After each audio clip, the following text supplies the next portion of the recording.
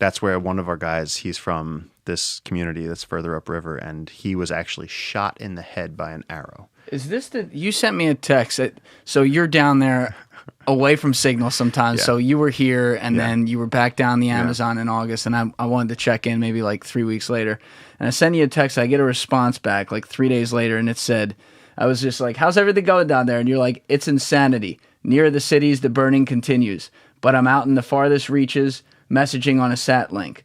Out here 2 days back, the Uncontacted Tribes killed 3 loggers. Their 6-foot arrows have a greater range than the logger's shotgun. I mean, I don't even know what to say to that. Like, you just said, what's up, man? I'm sitting there, I'm like, oh right. Wow. So I guess the arrow went into that guy's head. Fuck. Yeah. Okay, cool. Yeah, no. So, and that, I mean, I was out. Like, I could show you on the map where I was, and it was the middle of nowhere, and they had a sat link. And so, like, I just, like, turned my phone on and, like, connected to the Wi-Fi, and, like, 2 things came through. And it was like, you can't load anything, but it's just, you can send out an SOS or something, and somehow your text message slipped through in the middle of it. It's hilarious. But that, I mean, that's the kind of shit you guys are dealing with. Because, again, like you were saying earlier, just because there's so much info going today, I want to make sure people don't forget some of the stuff. But it's like some of these tribes, like, they've never been talked to. So everyone's their enemy. Anyone who's a human being is their enemy. No. So you got to be head on a swivel with them. Yeah. And even, so there was a story where on the outskirts of Manu National Park, this guy, local guy, started going into the jungle and like leaving them piles of bananas because they're hunter gatherers.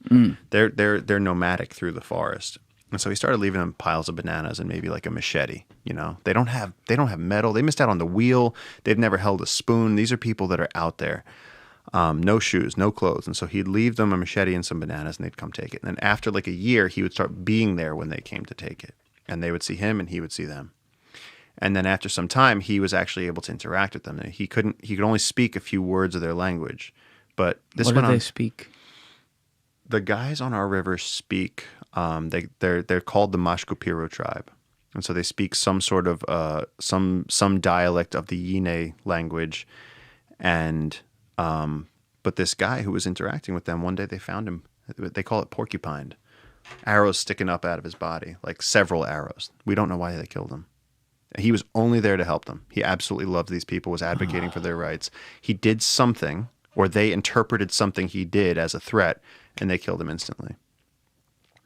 One of my best friends down there in 2004 was coming down a river as a logger. He's now a conservationist, but at that time he was working as a logger. So he's from down there. Oh, yeah. One of the local guys, real hard-ass, this guy named Victor. And they ambushed some of his people, and by the time he got there, I think it was his brother-in-law, was on the beach, flayed open at the stomach. They'd removed his testicles, they'd cut off his arms, and they'd opened his stomach to see what he was eating. And his wife had been with him when this happened. To see what he was eating. To see what he was eating, because we're that foreign to them. They don't understand. And just like a fish, they're like, let's see what it was eating. And there's no laws out there. So they shot him in the leg. They started the battle cry. They started running out of the forest, and he knew he wasn't going to run fast enough to reach the river, so he told his wife, just run for it. She ran, jumped in the river, and just floated down the Amazon. He got ripped apart on the beach. And so when my guys showed up, they found him. There's blood all over the sand. And when they found his wife, she told them what happened. And so they just had to like pick up the pieces of him and go. And there was arrows all over the beach. For nothing. Just because they were curious. Because they're scared of outsiders. And again, you can't really... They know it's a human. They know it's a human, but you can't really fault these people for this type of action either, because they're coming from times where they were so persecuted. Right. So you have to think that how has that mythology like intensified over the years? Where like, you know, grandparents telling their grandchildren, we remember. Like if you get one thing from me before I die, remember that if those outsiders get you, you're dead. Kill them first. Shoot first. And it's a tight enough community that can actually work because they don't have... Zero access. I mean, like, how big are the average uncontacted tribe that lives in, I assume, like, one place only? Like, what... Yeah. Like, their base? Like, how big is it? I mean, most of the ones that we deal with are nomadic, and so, like, I think as many as 20 or 40 in a group, in a clan. But, like, there's a lot of questions. How are they staying... There's only 20 to 40 in a community? It's the thing is, everything's under the forest. The Amazon is the great concealer of everything. So like we see them when they come out onto the beaches. And so when they come out onto the beaches, how many of them are still in the forest. They're communicating using capuchin monkey calls.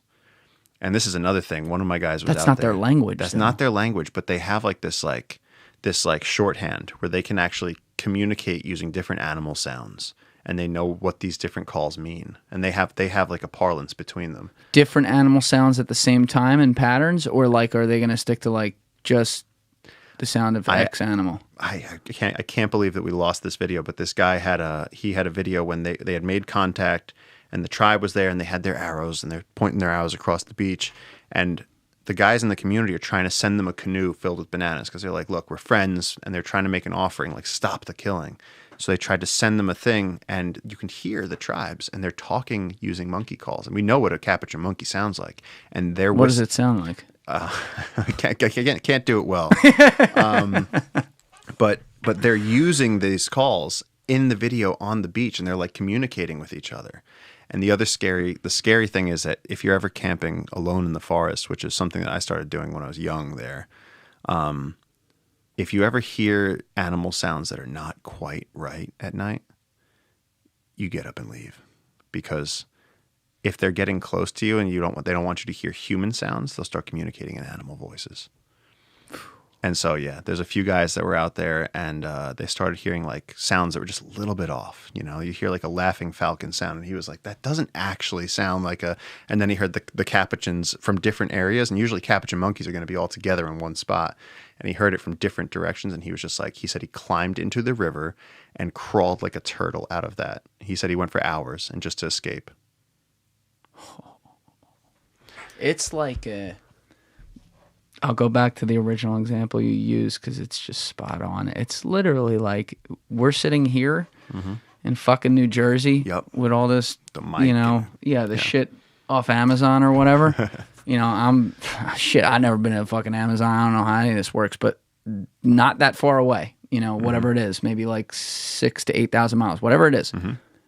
There is a world that is essentially on a level of Avatar. And I say that because recently somebody called me out saying that was racist. Comparing what? I got called out. You know what? Don't just keep it moving. Don't even worry about it. All right. They good call. Anyway, that movie to me did a very good job of communicating how like energy flows through an ecosystem and showing how beautiful it is. And it's of course it's pumped up for the movies, but it's a perfect analogy because that's what's happening in the Amazon. You have, the rain is falling into the river. You drink the river and then you sweat and you see the steam coming off the trees, and then it gathers into thunderheads in the afternoon and rains back down. It's like we have people up here being like, do we live in a simulation? Meanwhile, down there, you can see that you're a part of nature. It's visual. It's running through you. Now, you had said this. I don't even care if we're jumping around today because everything's interesting. It's coming out great to me, so I hope it's coming out great to people too. But like, you had said maybe 20 minutes ago, 30 minutes ago, something like that, mentioned about the whole, I guess, controversy around the man-made Amazon. And this is actually, as far as like how serious it is and the whole like intellectual debate, this is something that you and I were talking before this, and I was not really aware of. But apparently there are a significant number of scholars and people that study the Amazon or whatever who are trying to make the argument that there's all kinds of evidence that the Amazon was basically built by man because all these civilizations that were somehow or another wiped out made it like this, and we have evidence that those existed, such that their argument, and this is the craziest part to me, not necessarily like the scholars saying it, but maybe some of them too, but the argument of the scholars is then being used by corporations and by governments and countries who don't give a fuck about this stuff to be able to say, well, it's man-made, we can build it again. Exactly. That's absurd. Yeah. That was the clip that was on Rogan where the guy's explaining to him, and he's like, yeah, there's all this ancient civilizations, way more than we thought, and they're using, he said that Brazil nut trees are a domesticated species, which is incorrect. Brazil nuts are a wild species. How do we know that's incorrect? Because Brazil nuts are a wild species that grows in the Amazon, and they're one of the emergent species. They're one of the keystones of the ecosystem. But how can we prove that it wasn't like bananas, which are like human engineered? because we can tell that bananas are human engineered. If you can easily look up what species we deal with that are human engineered and domesticated, like a cow or a golden retriever. These are things like a wolf was the original, and then we get a golden retriever. You have wild bison, and then we bred cows to produce more milk. We can direct an apple or a banana to have more fruit and to be sweeter. We can breed those things, but there are wild species as well. And but what besides just like the proof of like what someone wrote down, like a researcher that we can look up, like what makes it so definitive that, what's it called, a Brazil nut tree? A Brazil nut tree, yeah. What makes it so definitive that like, yo, that was here fucking 30,000 years ago? Yeah, I mean, and longer than that, because I mean, I just looked it up. I was just like, are Brazil nuts a bred species? It's not. It's a wild species. It's a naturally occurring species that's deeply tied to the functioning of the Amazon rainforest. Right, so, that's what I'm looking for. So yes, how so? Because this is a crazy one. Here's the interconnected stuff. Okay, so you have a mature Brazil nut tree, which again is thick as this room, up 150, 160 feet, and they produce these pods. Now, macaws are eating these pods. Monkeys are eating these pods when they're young. As they get older, you get this like cannonball. It's like bigger than a grapefruit, and it's got a bunch of Brazil nuts in it, but it's got this hard woody shell. And so these things fall naturally out of the tree and hit the forest floor. The only animal in the Amazon that has the jaw strength and the teeth to open those pods is something called an agouti. It's basically a large rodent. Just like a squirrel, it opens up these pods, takes the seeds, buries them, forgets 95% of the ones it buries. So it's pollinating and spreading the seeds of the Brazil nut tree. But here's where it gets crazy. In order for the Brazil nut tree to produce that fruit, its flowers need to be pollinated by orchid bees. And so the bees pollinate the trees between male and female trees to make it actually produce fruit. The fruit falls to the ground. The agoutis actually spread it. This is a tree that is intricately braided into the ecosystem of the Amazon. So there's really no way. It's not like a... No. Yeah, no. Wow. And so you have these people that are saying, why do they say that then? Because then they get to pretend that their life is the Da Vinci Code, and they say, read my book, because I discovered the fact that there's a hidden civilization, and I get to go get all this funding and all this attention. And look, they get press. I mean, I just looked it up before we did this interview because I wanted to make sure I wasn't crazy. But Smithsonian Magazine in 2017 put out an article being like, is the Amazon a man-made garden?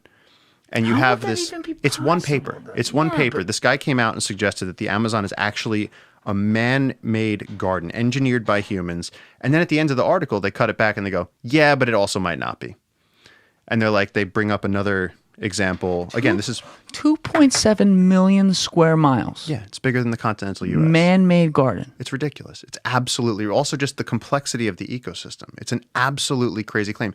Were there indigenous cultures in much higher numbers than we thought? Yes. Yeah, we're going to get to that. But like scattered around the jungle does not mean that the Amazon rainforest, that's a gross misinterpretation of a very small set of facts. We can't even invent a way to make new trees sturdier today. No. And they're trying to say that like a bunch of people with fucking not even forks and knives were building a goddamn 2.7 million square, whatever it is. No, it's big. It's crazy. And also our interpretation for things changes. I mean, there was one thing where they thought, I know that they thought that a certain, around Mayan civilizations, that there were certain tree species that they cultivated more closely around civilized sites. And so they thought that, but then they realized, oh, those seeds could also be pollinated by bats. And it's like in the Amazon, it's the same thing. When you walk around the jungle at night, there are bats carrying ironwood tree seeds because they have a fruit on the outside of the nut. And the bats carry the seeds. And here's the crazy thing. The bats will bomb you with them.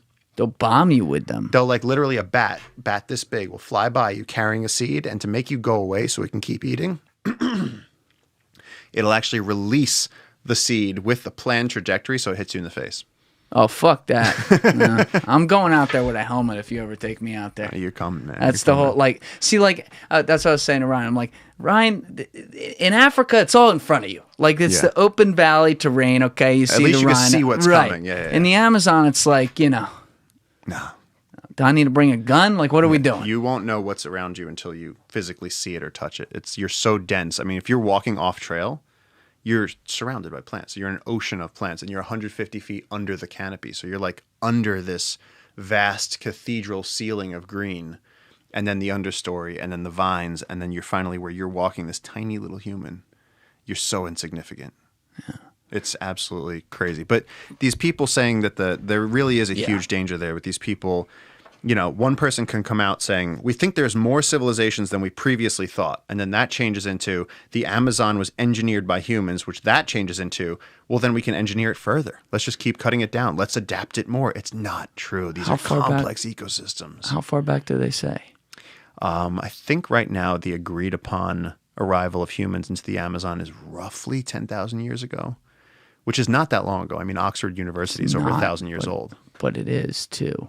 Because like we think when not compared to Africa though, or somewhere where you have right. like 30,000 years of human habitation. Like, dude, it gets once the numbers get up there, it gets like so stressful. But yeah, in the context of like world history, it's fucking nothing. It's nothing. It's nothing. Like how old is the world supposedly again? Like there's a range, but I'll get the number wrong if I even try. I don't want to try because that's not my. But it's a lot more than that. It's like I mean, human presence on the planet. They keep moving the goalposts. They keep saying, oh, humans have been around for 10,000 years, 100. The number keeps changing based on archaeological findings, and then they'll say we discovered a mummy, in the hills of Mongolia that completely changes everything, and now we have to change the date that humans first existed, and it's like.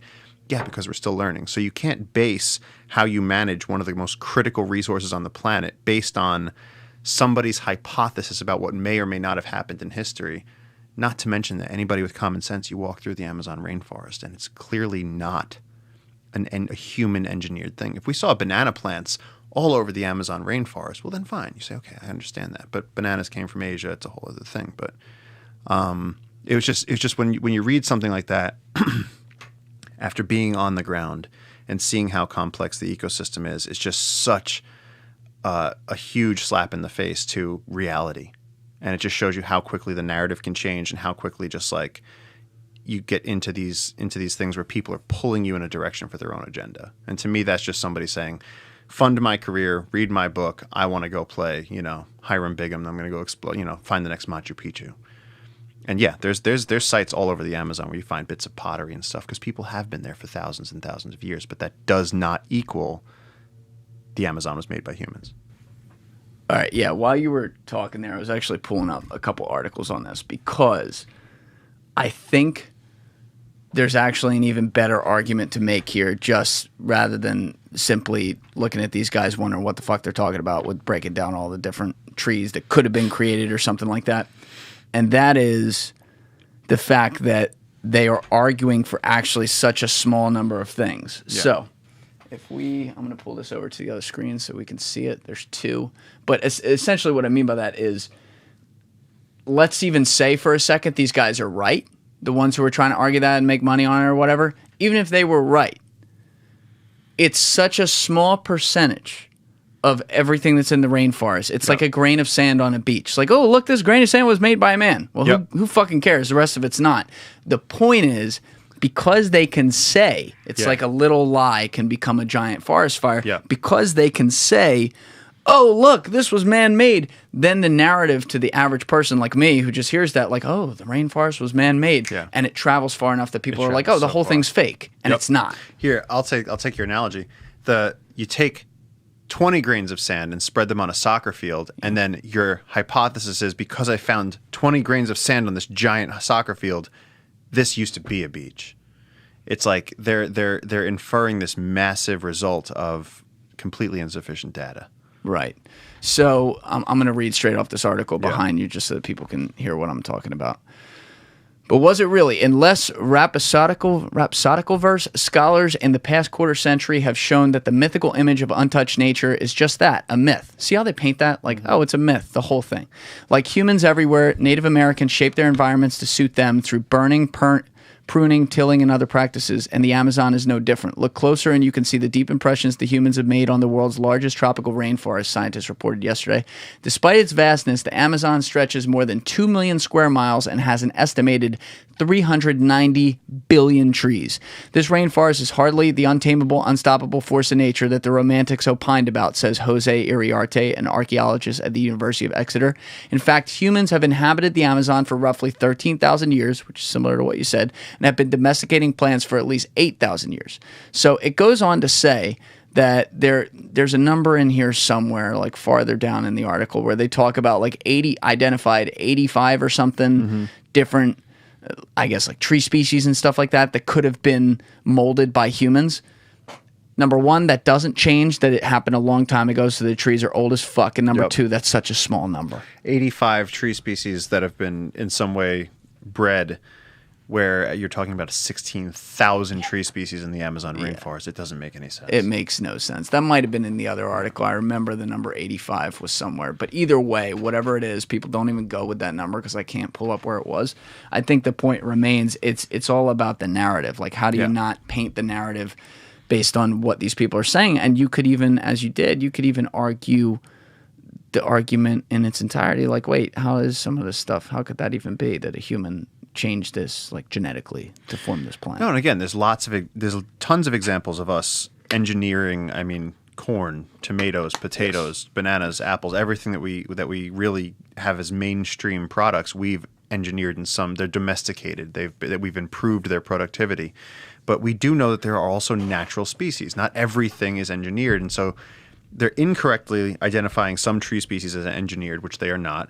And then they're saying that the prominence of these species means not that it could mean that in those test areas that people planted them. Sure. And there might be a higher prevalence of them there, but across the Amazon basin, it seems that they're lacking an understanding of how much space they're dealing with. Were there ancient civilizations? Absolutely. Does that equal the Amazon as a garden made by humans? No. That's an insane logic train. Yeah, and I think also like when people are looking at it in the context of the whole capitalism structure on top of it that we've talked about a bunch of times today, but like when you're thinking about the different places who are funding it, who may just passively be able to use that argument, all it takes is not having enough people speaking up to call that out for what it is, just like this, to allow that to continue. But even more than that, it's like, how do you incentivize the people who they're paying to do this not to do it? And that's why you guys are out there saying, hey, we'll pay you more money through our funding and stuff to help us stop this, versus actually like cutting down the trees or mining the gold. Yeah, no, it's literally what drives someone to go be a logger is usually that they've been pushed out of their indigenous lifestyle. Let's start there. So they're already victims, and then they have no other options. They're not good at integrating into Western society. And the things that they know are the forest. They know the trees. They know the animals. And so what you can get a chainsaw, and you can go, well, I know how to identify these tree species. You're telling me I can make how much? I can make 3 years' salary in like a month? Let's do it. And then, of course, most of these guys, what actually happens is that they don't make as much money because access is so difficult. You need that heavy machinery. And so you have these big companies coming in and subcontracting where they're giving them the funding to bring in that heavy machinery. They cut down the trees, they bring it out, and by the time it all gets figured out, most of the loggers in our region only make about 40 Peruvian soles per day. How much is that? Which is like $15. Jesus. Per day for back-breaking, like brutal work, dangerous work. I mean, when you cut down one of these trees, it's like cataclysmic watching it come down. But some of these people, like plenty of them, the danger you've been talking about is like they'll shoot at you.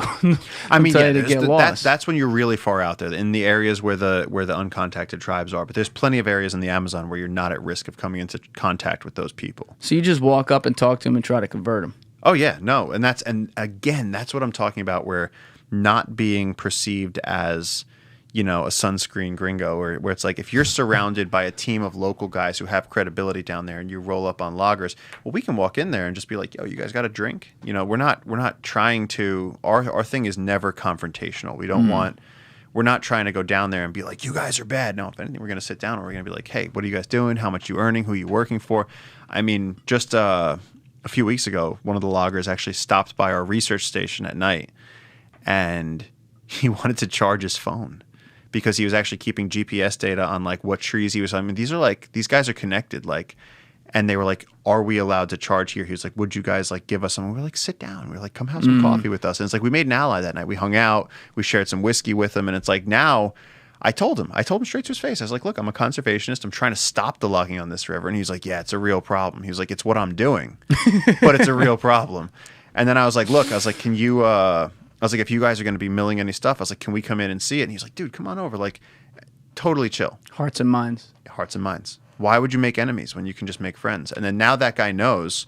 He's like, yo, they let me charge up. That time I needed it. They gave me some whiskey. We're friends. And then so when we come in there and we go, hey, can we actually protect this land instead of you cutting down these trees? We've actually had it before where the guys have been like, we're happy to do that. And we'll tell you this, you should get this piece before they cut that because they're looking at that one next. And so as you start that momentum, they start to go, well, why would we want to go do 6 months of backbreaking work surrounded by venomous snakes, getting rained on, starving in the forest, and risking getting killed with these falling trees when we could just work with the conservationists? It's literally, it's easier, it's safer, it's better for them. We give them health insurance.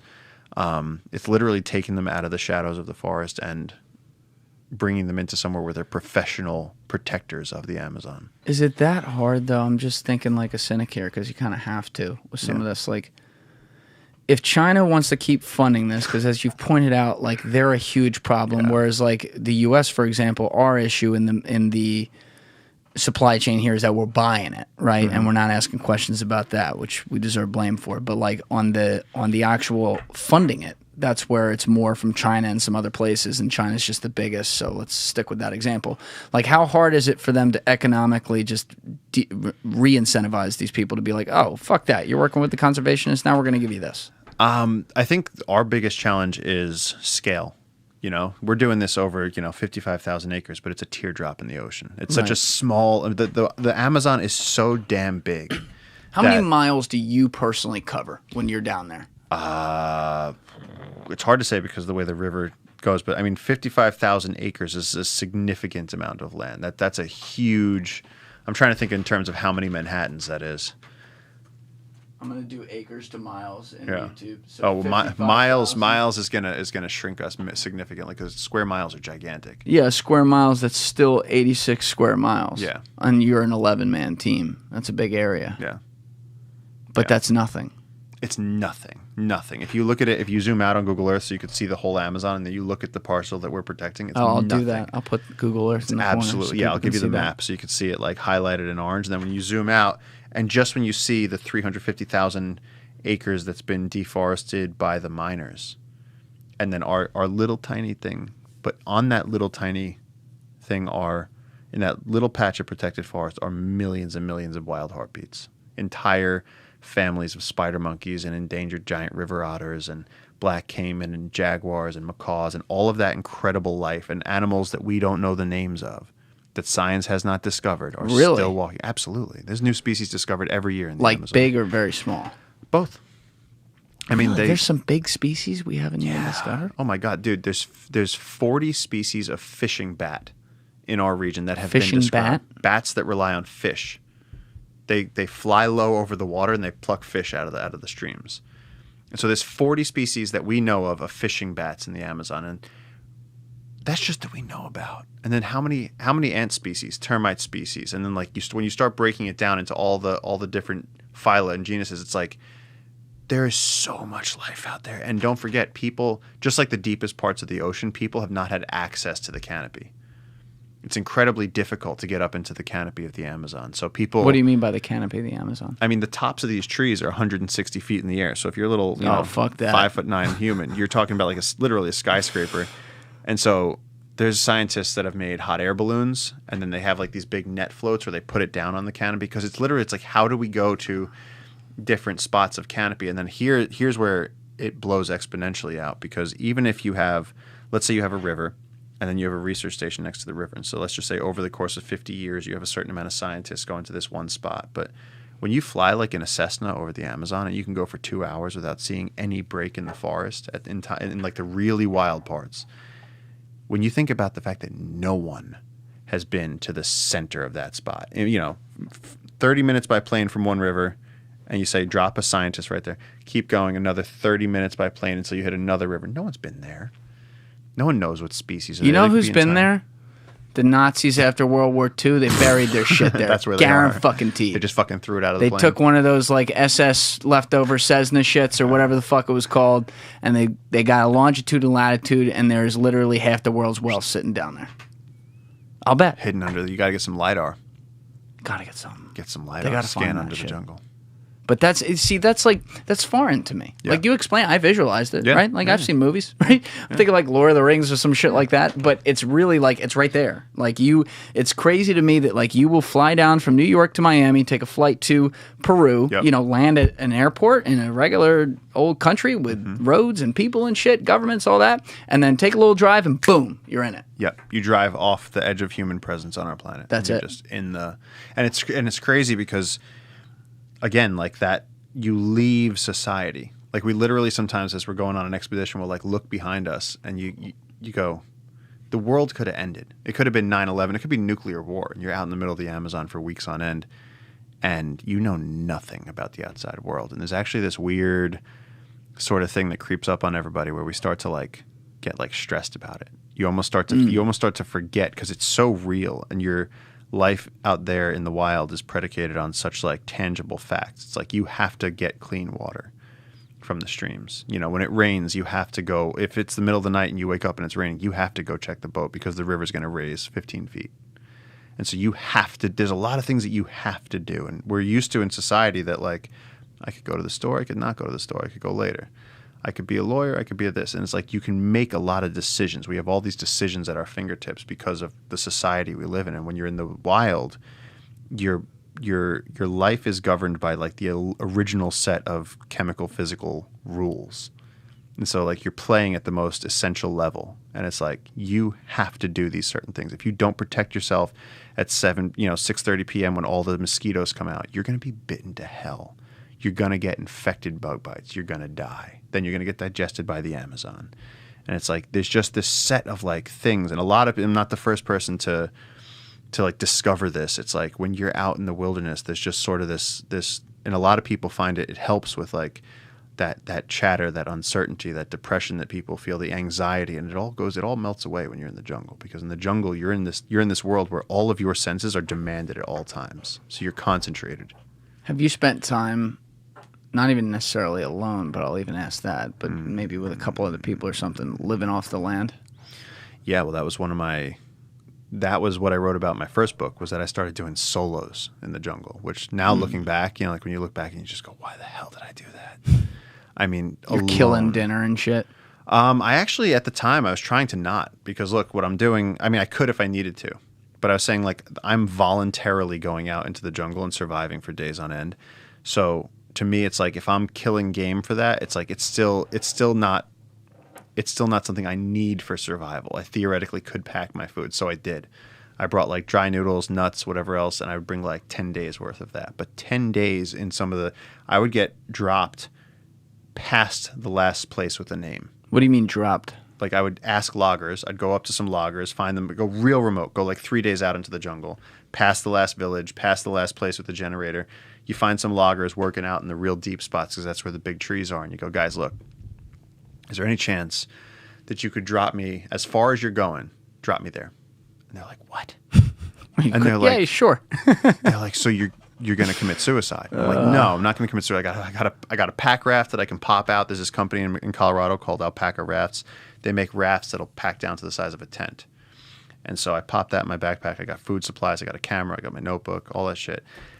And I would go out into the jungle for weeks at a time and launch these huge solos. One of the first ones I did, I was lost in a swamp for 3 days. I'm talking like a huge swamp. I'm talking like the northern side of New Jersey types, like a swamp. Where they bury bodies. Like huge. Yeah. And I woke up in the middle of the night and I felt something warm on my neck.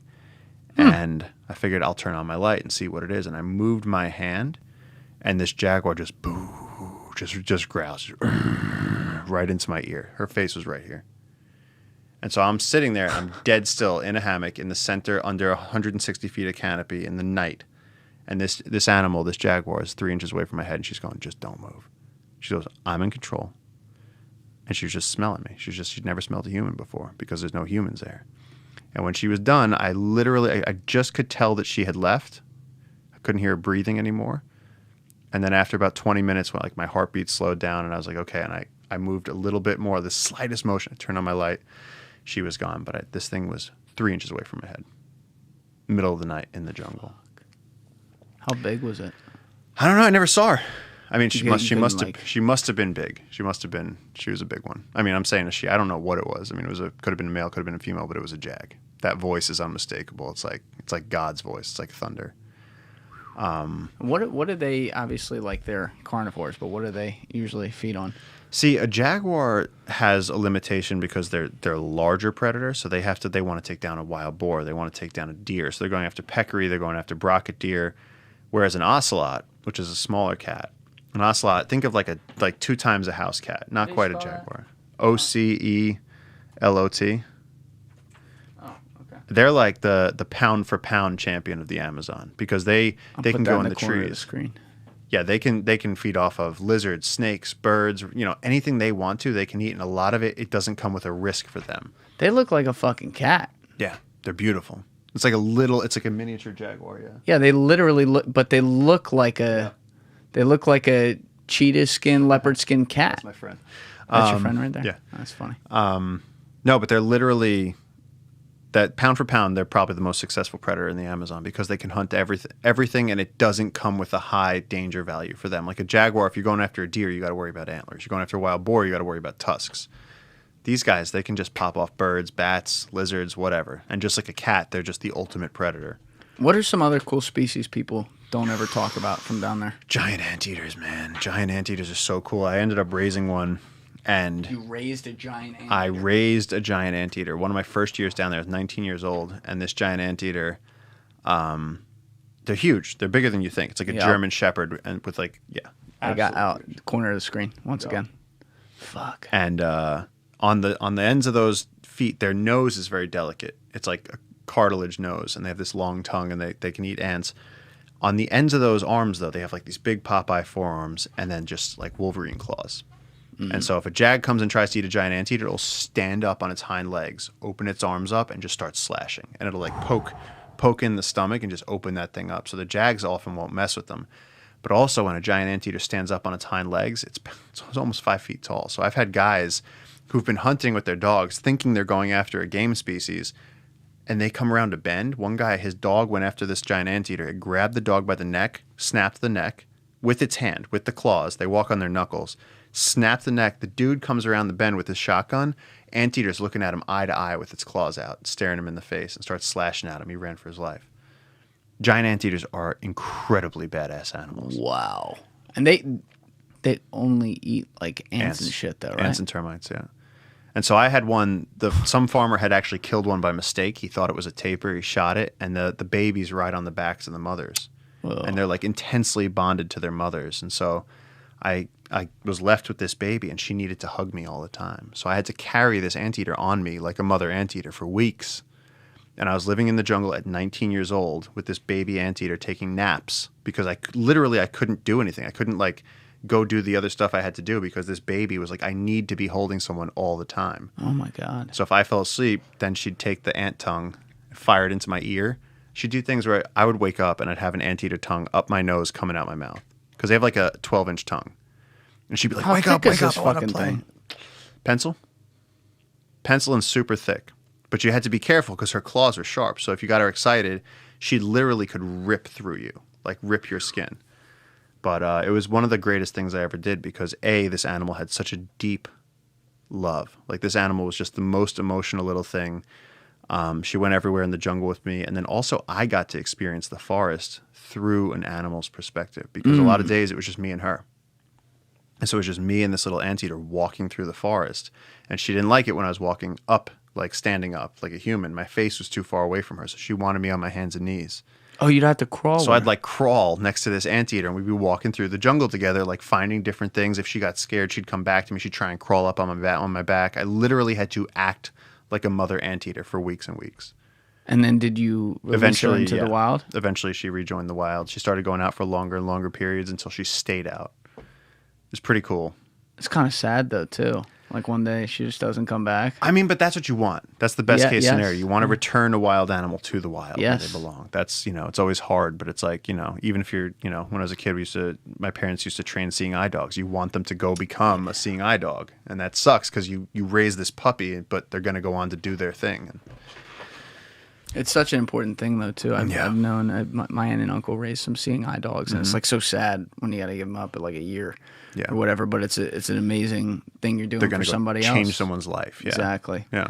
So, and it's like incredible. Like we think about the things we can see all the time, like in normal society away from the rainforest. We think about like dogs and cats and all that. But you know, all these different animals around the world, of course, they all have different habits, behaviors, and you know, ways they go about living. But there are some key emotions that even on the ground level tie everything together, like including us. And like with that anteater, which I've probably seen an anteater at the fucking zoo, like when I was a kid. Maybe they're hard to care for because it's ants. It's like you had such a human experience through that, like through an animal, through something that none of us have ever even really been around. Yeah, no, and that's what's shaped a lot of my work. And so, you know, we end up talking about the climate and the Chinese interests and the local people and all this crazy shit. And it's like at the end of the day, the time I've spent raising a giant anteater or the time I've spent living with a herd of elephants, and it's like I won't even get started on how intelligent they are.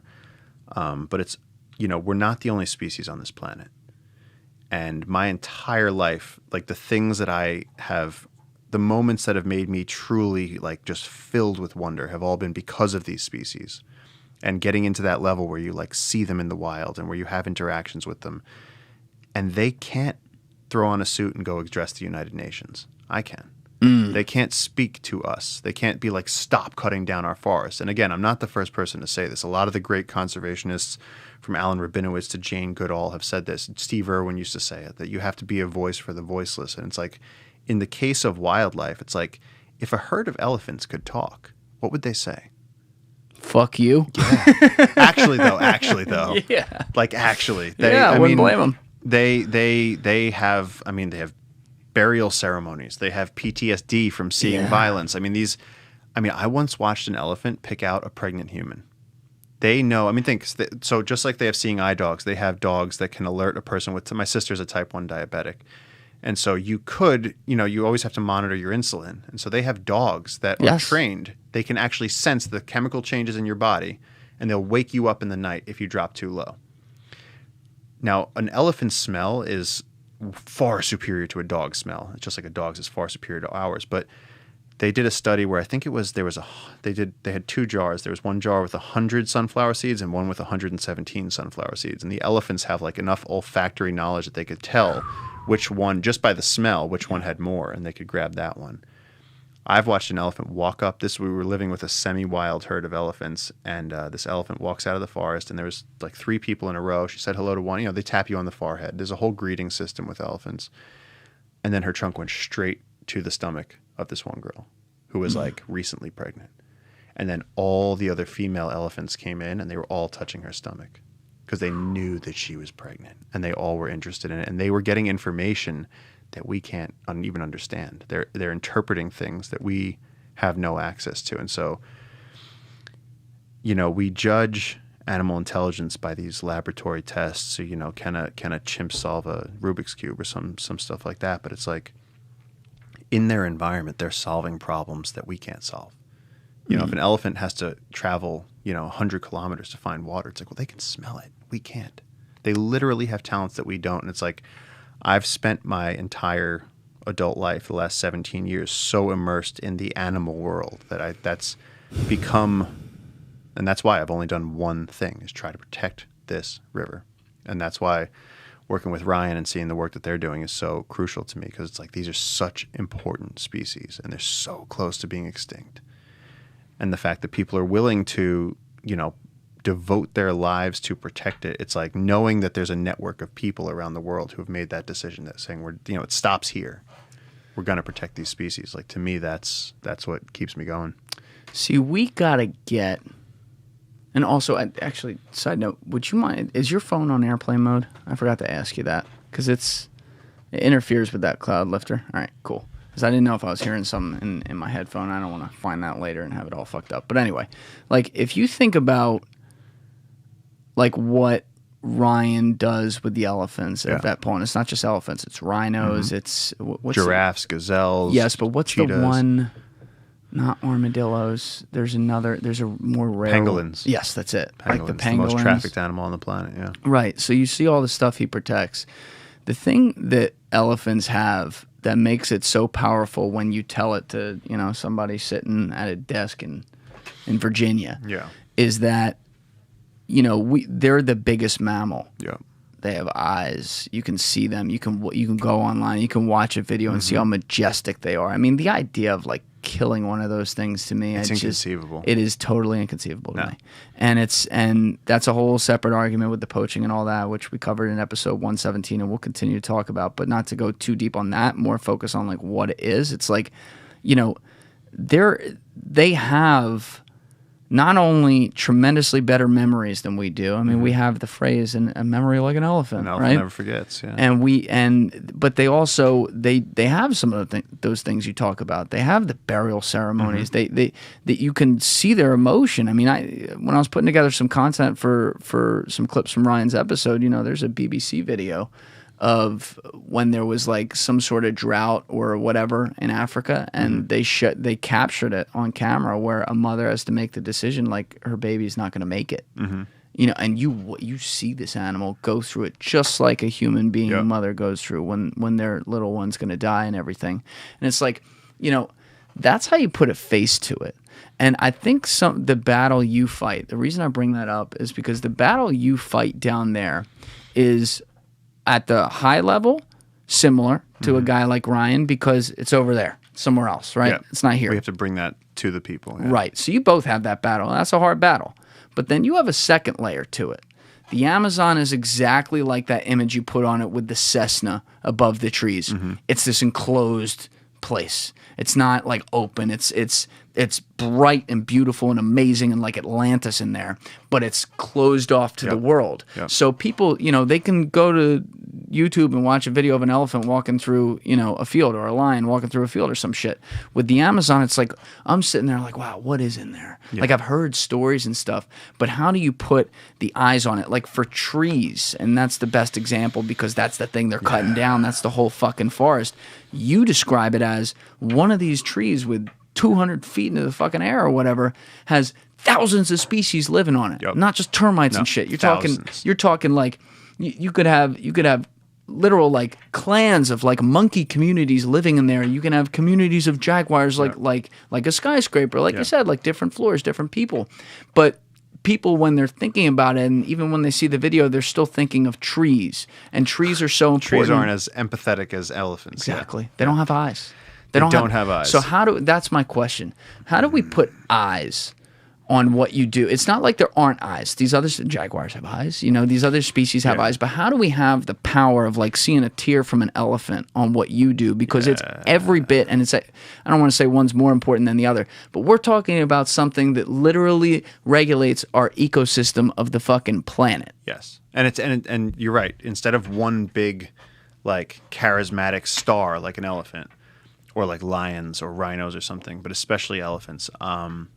With the Amazon, it's 1,000 small things. And so that's what we try to do is like show people. A lot of times, like I'll cut together these montages of like the spider monkeys, the jaguars, the river otters, the butterfly clouds. I mean, there's 1,500 species of butterfly just in our region of the Amazon. And it's like, it's so colorful and so diverse.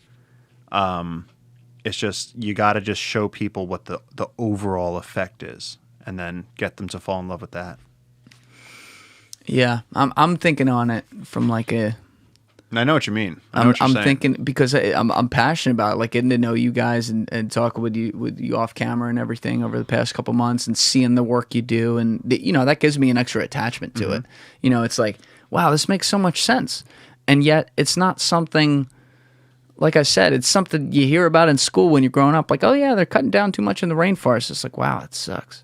And then you go about life. You have to have that. You have to have this, and not everyone who's listening gets to have you on speed dial and talking to them, and see what you're doing. The best they can get is right now with what you're talking about. But the important thing is that you see what you're doing though. You're using this podcast, using your platform to help tell people about that. Yeah. And so like I always try to tell people, it's like there's a lot of people that can't travel to the Amazon. Some people I've had people message me and they're like, I can't give a lot, but we're going to give $5 a month or something. And it's like, great. that's serious for the rangers down there. Like that's actually helping us. And then, you know, if you tally those up, each of those people, every person that's helping us do this is just as important as any one of us on the core team is, because we couldn't do it without that support. Right. I could be here all day long telling every story about animals, showing you everything and burning thing, but if people didn't actually support us, then it wouldn't be worth anything. I'm just some guy telling stories. And at least like you've had a lot of success, actually not early on, like you've been at this for a while, but I'm saying like, you know, you're not coming here operating off a budget of zero with no awareness. Like you've been around, your face has been all over the news at different points, and you have solid revenues of money coming in, but it's like, you know, we're trying to cover 2.7 million square miles of space. It does take funding. The crazy thing to me is that and I said a similar thing about Ryan's stuff. It's like, it takes a lot less than you think. It takes a lot less than you think, because these people aren't making a ton of money out there. And the more, every time you pick somebody off and you convert them from like a logger to helping you, you are now planting a seed within their community to where they can kind of convert other people and spread like the emotion of it. Oh yeah. Dude, great story off of that. So this guy, the same guy that the story where someone was killed on the beach by the tribes, this guy, this logger, Victor. So when I met him, he was a logger, and we needed a boat driver like quick. Our boat driver couldn't make it, so we hired Victor, and we loved him. Awesome guy, real hard ass. Had been through so many survival situations in the Amazon, had been through the military in Peru, and the thing is, he had this one bum leg. His knee was calcifying, and he couldn't walk. And so as time went on, he started working with us more and more. He was like, this work is so much better than logging. We invited him in to, like, just became part of the family. But as his leg got worse and worse, he literally couldn't walk. Like, he couldn't carry a motor. He couldn't provide for his family. And so we did this. We ended up doing a fundraiser on Instagram, raising $15,000. And we flew him out of the jungle to the capital of Lima, where the doctors gave him knee replacement surgery. And then we brought him back. And so now he can walk around. In fact, I watched him play football the other day. Oh, wow. So for a guy that has to walk around the Amazon for his livelihood, we really did something to help this guy's life. And now when we roll into an indigenous community and we got Victor on our side, he's like, these guys are here and they mean it. Yeah. These guys changed my life. And it's like, when you invest like that in people, where you really, I mean, you know, they say biocultural conservation. When you really, but what that means on the ground is like literally making those human connections. I mean, each of these people that I work with are, you know, any of the guys that I consider part of my core team are guys I've worked with for like 10 plus years. And that's the value of the fact that, like, you know, you're not just somebody who got passionate about this, learning about it, and said, oh, I'm going to go down there with this plan and that plan, and we're going to get funding behind it and do it. You went down there without a plan. You went down there as a kid, effectively, and you made relationships. You also learned the terrain yourself. Yeah. And then over time, some of those relationships, some of which it's like you're converting people from wanting to do that. Other times it's people who already feel the way you feel. Now it's almost like over the years, and I mean this in a good way, like you backdoored it with Jungle Keepers and what you do, because it's like, wait a second, we've already kind of been doing this. I'm just going to put the name of something on it now, and now I need all you who aren't necessarily going to come down here, but in places like America where we have people with some financial means, I need you to help us do this so that all the things that you're enjoying, whether it's, you know, that using that paper in the printer today or, you know, building that house that's going to be up for the next 300 years, you can continue to do that and not worry about it, because what you don't realize is it's running out. Yeah. No, I definitely had that I ran into it because it was what I loved. I loved the rainforest. I loved the guys down there. And it was years before we slapped anything onto it, before we like realized that we could. That's the other thing. When you're starting out, you say the problem is so big. You're talking about like a global planetary systemic problem. The destruction of the Amazon. And it's like, you don't think as an 18, 19, 20-year-old that you can have any effect on that. But then having that awesome local team, spending those years of just not even trying to have a direction. We were literally just like bringing people to the jungle, trying to support ecotourism, and we just built this clan. And then that was what enabled us to go out and say, okay, wait, can we get organized? Can we bring in more people? Can we get some people who can actually help us? Because I learned to walk barefoot and carry a machete, and I learned how to take data on species and film. Those are my skills.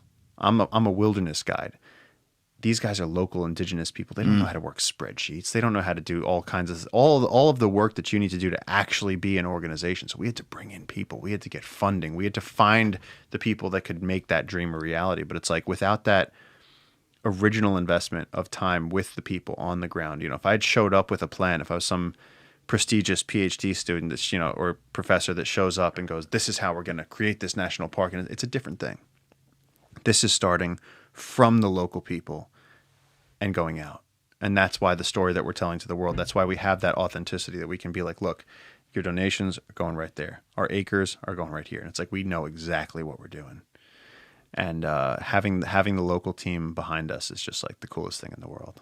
How much of like the history of the Amazon, like it's in its entirety, have you really focus on? Because like everything we're talking about is you, and it's clear you definitely have a worldview on it. I asked that kind of knowing the answer, but not all the way. It's like everything we're talking about is you focusing on what's happening there right now and focusing on the resources that do exist and why we got to save it. But like the rainforest itself, we read off in an article a little bit ago that they're saying there could have been people there like 13,000 years ago. But like, how do you know a lot about like how long it took this thing to form, or how much different it might have looked 2,000 years ago? Like civilizations that we know have been there. I mean, again, the civilizations thing is a fraught topic because there's so many different. You had the Incas in the Andes. You had the Incan civilization, and of course they were interacting with the Amazonian tribes. But if you go further back, if you look at South America and Africa, they actually fit together. Yes. And so the Congo River used to flow into the Amazon, and the Amazon used to flow in the opposite direction. This was before the continents split, before South America hit the Nazca Plate and threw up the Andes Mountains. How many years ago are we talking? We're talking about like hundreds of millions of years ago. And then, at that point, the Amazon would have been an inland sea, have salt water. And that's why we still have freshwater stingrays, because over millions of years, as the Amazon drained, you had dolphins, manatees, stingrays, a lot of saltwater animals that ended up staying and adapting to freshwater life. And then as the jungle formed, and the crazy thing is that you still have sediment from Africa blowing up and being carried by the wind across the Atlantic Ocean and falling on the Amazon. So you literally have this conversation happening between Africa and the Amazon, and then the moisture cycle of the Amazon then going and contributing back into global climate. The sediment makes it across the Atlantic Ocean. Yep. Each year it travels across from Africa, from the sands of the Sahara, travels across the Atlantic Ocean, and then the rainy season it gets brought through the clouds and rained down, fertilizing the Amazon rainforest. And then holy fuck, you'll hear people be like, oh, the Amazon isn't really the lungs of the earth. It sure is. Because all of that biomass that's falling, all the leaves and sticks and twigs, all that detritus is getting pulled up by the river and brought down in those river systems and carried 4,000 miles across the Amazon basin. And then the mouth of the Amazon rainforest, which is 13 miles across, just vomits. Just picture like a dragon. Just wait, blowing. the mouth? The mouth of the river, like where the Amazon where it River meets the Atlantic. Yep. And it pushes water out. I think it's about 40 miles into the Atlantic before it mixes with the salt water. And yeah, I've always wondered, actually, that's a good question to ask. I've always wondered how that works, because like you'll talk about rivers and they'll be like, some of them, like sometimes if it's a small one and like Jersey, maybe that's a bad example, or like Florida, like the Indian River or something, it's salt water. Yeah. This is like small, it's right there. But like then we talk about these other ones like the Amazon where it's fresh water. I never understood why the salt, like, this is a really dumb question because I'm not a scientist, but like why the salt from like the big basin doesn't just fucking mix with the fresh, you know what I mean? Because river, that's a great question actually. So a river is a drainage. And so you say, why does the ocean have salt and rivers are fresh water? Rivers, let's just say, start at the Rocky Mountains. And so you have like Rocky Mountains and you have precipitation coming down in the form of rain. Fresh. Or glaciers. Yeah. You have fresh water, and that's going down these little tiny mountain streams, and then it'll come down and hit a bigger stream, and then that'll go into the Colorado River.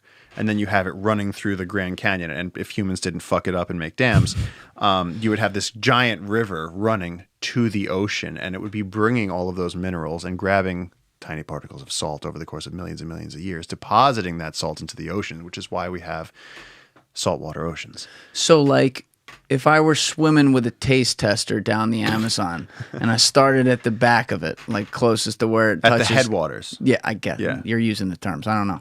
But if I start at the place where it's like stopping on land and I was tasting, it's fresh as fuck. As I get closer to the ocean, it starts to get a little saltier. You're saying. No? I want to get so fucked up in the comments. It flows in one direction. So the Amazon is, all right, I'll make this easy for you. So you have the Andes Mountains right here. I'll do it your way, actually. Okay. This is the Andes Mountains. It's flowing down off the Andes Mountains through the little streams, and then it hits the Amazon basin. And then that's when you have rivers like the Little Las Piedras, like mine. And then up here you have Iquitos, and then they all move across the basin and they join up around, I would say around Manaus. They have all these larger and larger rivers, and then finally you get to the Amazon proper. Yes. And Amazon proper is a giant river. I mean, it's I think from the mouth of the river into Iquitos, it's like the largest inland shipping port. Like you can bring ocean liners in there. But when you reach the mouth of the jungle, all of that water is charging out into the Atlantic for 40 miles before it even mixes with the salt water. That titanic mass is just the inertia just takes it out into the ocean. So the mouth, which meets a bay in the Atlantic, so like just picture pouring water, picture pouring like coffee straight into like a pool. It's just charging in, but there's none of the pool waters coming back into the coffee. So now I'm getting really technical with this, but I think people will follow. Yeah. So I'm making like a V, like it's the mouth of it, right? Yes, it's flowing out. Literally, let's say there's a house on the corner of where the mouth meets the river. Okay. Right? And then there's a beach just to the right of it. Yes. Like literally 50 yards that way. Sure. If I go swimming on that beach, that's the Atlantic Ocean coming in. That's right. So it's literally like a line almost. Pretty much, yeah. Wow. And so other than like the eddies and the mixing that happens on the side, that river current is charging out into the Atlantic. And all of that, again, the sticks and leaves and the detritus, all of that biomass that the Amazon is releasing in the rainy season is coming out of that mouth into the Atlantic Ocean, where phytoplankton is finally releasing all that. Phyto what? Phytoplankton. And that so was you a have SpongeBob character. I remember that. Plankton. Yeah. And that's how the oxygen is actually finally being released into the atmosphere. So the Amazon is quite literally breathing out, like its exhalation from the mouth of the river is what's pumping oxygen into our atmosphere. Thank you for watching the video, guys. If you haven't already subscribed, please smash that subscribe button and check out this clip's full podcast episode by clicking here or in the description below.